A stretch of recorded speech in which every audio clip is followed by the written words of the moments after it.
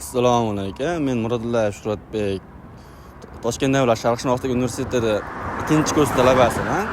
Hozir biz Namangan viloyati Mingbuloq tumanida Chordona mahalla fuqarolar yig'inida keldik. Bu yerda ko'zga ko'rinadigan va tarixiy joylarni ko'rib chiqamiz. Ketdik.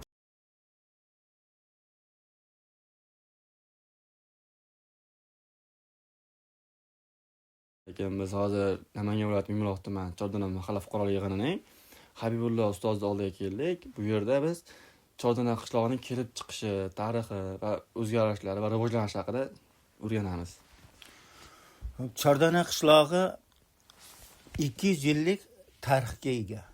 200 yil oldin Chordona qishlog'i shu sobiq Oxunboboyev kanalini u tomonda, ya'ni Sirdaryo tarafida, Sirdaryo sohiliga joylashgan bu qishloq juda ham ko'p tarixiy voqealarga ega. Oxunboboyev kanali u tomonda bo'lgan vaqtda qishlog'imiz katta bo'lgan, bitta maktab bo'lgan. Juda o'sha zamon talabiga javob beradigan bo'lmasa ham, lekin maktab bo'lgan. Bitta maktabda shu qishloq bolalari ta'lim olgan, tarbiya olgan. 1968-yildagi toshqindan so'ng, Sirdaryo toshqindan so'ng qishloq Oxunboboyev kanalini sobiq Oxunboboyev kanalini bu tomoniga, ya'ni janubiy qismiga ko'chiriladi. Bu yerga 1965-yil bir dala shiponini moslashtirib maktab qilib berishadi. Bitta xonasini. O'sha yerda kompleks sinf deyiladi. Ya'ni birinchi qatorda birinchi sinflar, ikkinchi qatorda ikkinchi sinflar, uchinchi qatorda uchinchi sinflar o'qigan bitta ustozimiz Sidiqov Yo'ldashali domla ustozimiz bo'lgan.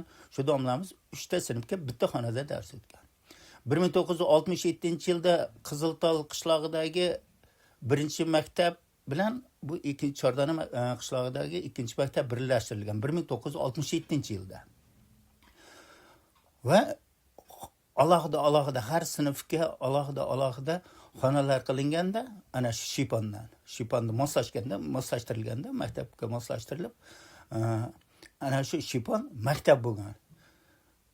Birinchi maktab bo'lgan. Pravda nomli birinchi maktab bo'lgan.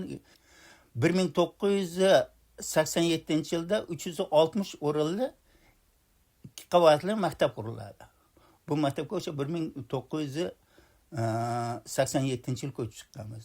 Hozirgacha shu maktab kengaytirilib, qaytadan ta'mirdan chiqarib, kapital remont qilinib, hozirgi kunda 400 dan ortiq o'quvchi mana shu maktabda ta'lim tarbiya oladi. Endi bog'chalarga kelsak, o'sha 60-70-yillarda bog'chalar tashkil qilingan. Hozirgi kunda qishlog'imizda 2 ta bog'cha bor, ikkalasida ham 4 ta 5 tadan gruppalar bor. Yaxshi oliy ma'lumotli tarbiyachilar 1991-yil aprel oyida, adashmasam 2-aprel bo'lsa kerak, 2-aprelda neft otilib chiqdi. Juda katta bosim bilan otilib chiqdi. To 80 metrgacha yuqoriga ko'tarilib otilib chiqdi. Bunda o'sha havoda neft uchib yurgan, xuddi yomg'irga o'xshab yoqqan. Lekin uni tez orada bir oyda ichida bartaraf etishdi. Rossiyadan, Amerikadan, o'zimizning bu o'zbekistonlik neftchilar hammasi shu yerga yig'ilib, ana shu neftni ushlab qolish uchun harakat qilishdi, saqlab qolish uchun. Keyinchalik neft bekitilib, shturserlar o'rnatilib jilovlandi. Jilovlangandan keyin ancha yerda, salkam 80 gektar joyda 3 metr qalinlikda neft bosib qolgan edi. To'planib qolgandi 3 metr qalinlikda. Ana shuni mashinalar yordamida Farg'onaga, Andijonga neft qayta ishlash zavodlariga jo'natildi. Undan keyin o'sha ekin maydonlarini davlat o'zi tozalab, ekin eksa yaroqli holatga keltirib berdi. Bizi qishloq Chordona MFyi muqaddas mahallalardan desak bo'laveradi. Chunki O'zbekistonning birinchi prezidenti Karimov 3 marta tashrif buyurgan qishlog'imizga. 3 marta kelib. Mirziyoyev 2 marta kelib ketdi.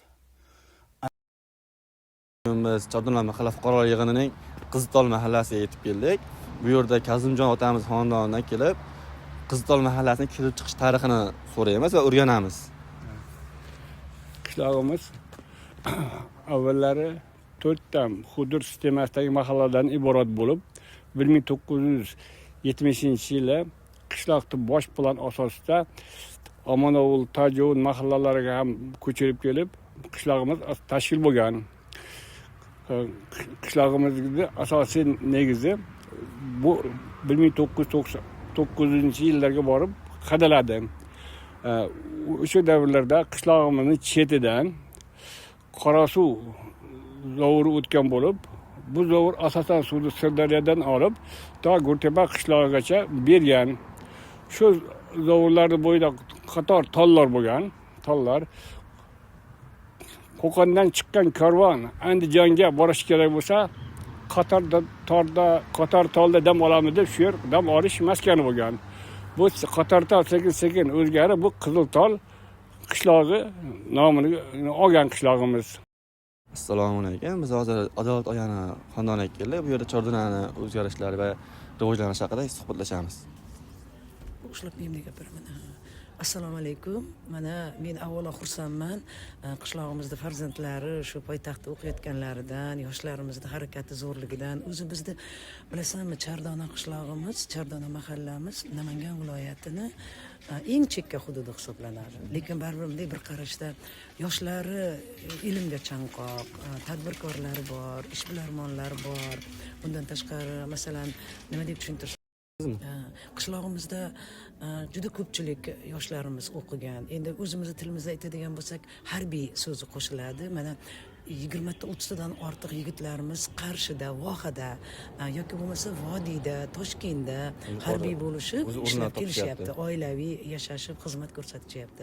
Bundan tashqari 3 ta professor olimlarimiz bor. Mana hozir ilmiy ish yoqlayotganlarimiz bor. Eng quvonchlisi-ki, qishlog'imizda juda ko'plab yoshlarimiz chet elda o'qishadi. Mana Koreyada o'qiyapti 3 ta 4 ta. Mana yaqinda bitta oiladan 3 ta o'qiyotganida xabaring bor. Mana Alisher, egizaklar, ukalar, Hasan Husanboylar kelishdi. Bundan juda ham faxrlanamiz biz. Chunki nima deydi, el ardog'idagi